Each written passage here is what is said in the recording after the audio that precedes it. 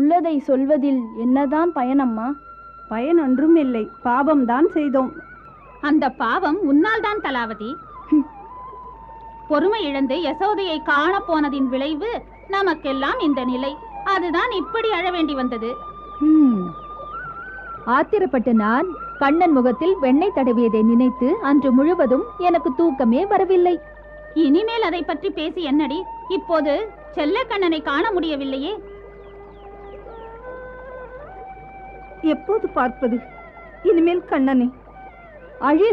நீ அழுவதோடு எங்களையும் அவனை காண விடாமல் அழ வைத்து விட்டாய். கண்ணனை உயிர் என்றாயே, காணாமல் முடியாதென்றாயே. உலகமே பிடிக்கவில்லை வசுந்தரா. மறைக்காமல் உன்னிடம் சொல்லுகிறேன். அன்புக்கு வெட்கமில்லை என்று சொல்வார்களே, அதுவும் உண்மைதான். பார்ப்பேனா நான் அந்த கண்ணனை?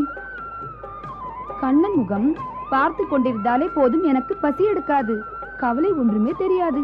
1000 கோடி ஆசைகள் அவனை சுற்றி சுற்றி வருவதை